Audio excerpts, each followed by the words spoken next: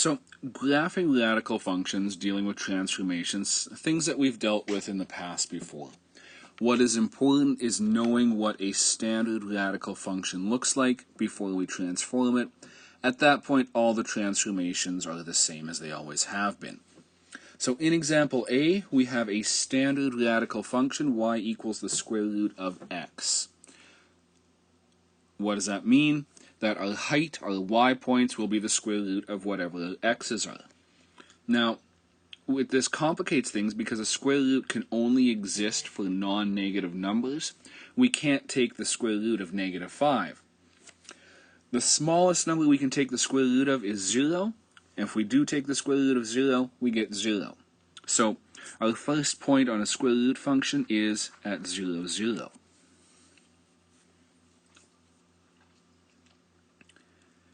If we move out to 1 on the x-axis, take the square root of 1, we get y equals 1. So our second point is at 1, 1. Draw that as accurately as I can.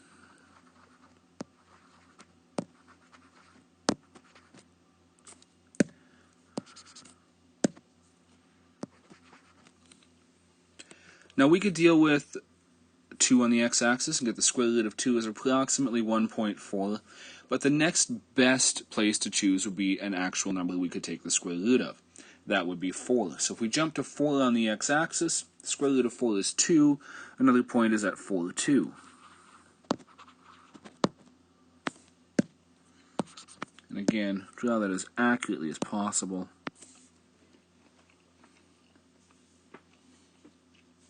Our next good point would be at 9, 3, because the square root of 9 is 3.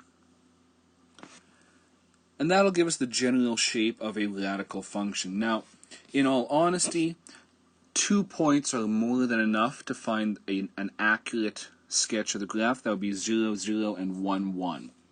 Those are the points that we're going to go with for most of these questions.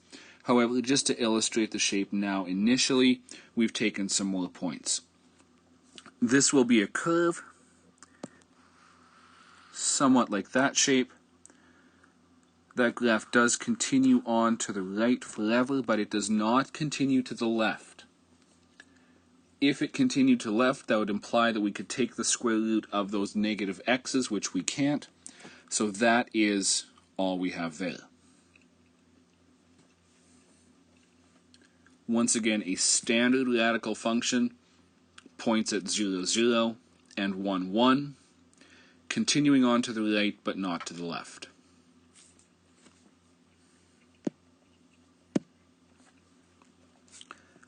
I'm just going to get rid of this ink to do example B. Before we get into examples B and C, I'll give you the general equation of a radical function. That would be y equals a times the square root of b, x minus c minus d, or if we're using the h and k notation, c and d get replaced with h and k. And again, it doesn't matter which notation you use. What matters is that you know what each of these variables does. A will be a vertical stretch, as it always has been. B will be a horizontal stretch, as it always has been. C, horizontal shift. D, vertical shift. So in example B here, you can look at that and see that we have a horizontal shift. That will shift to the right by 2.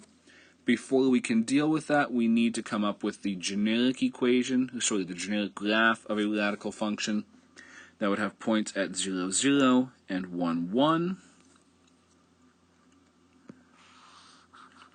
Shaped roughly like that.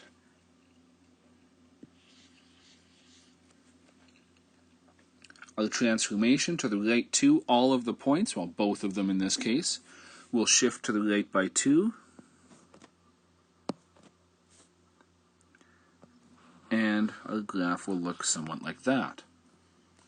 Again, no continuation to the left, just to the right.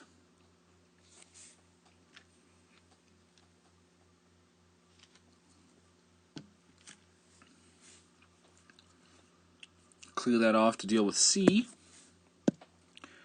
C here, we have now a vertical shift down 3.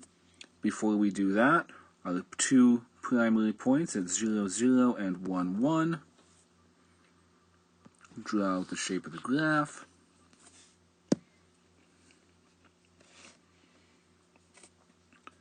Vertical shift down 3. Now, how can we tell the difference between B and C?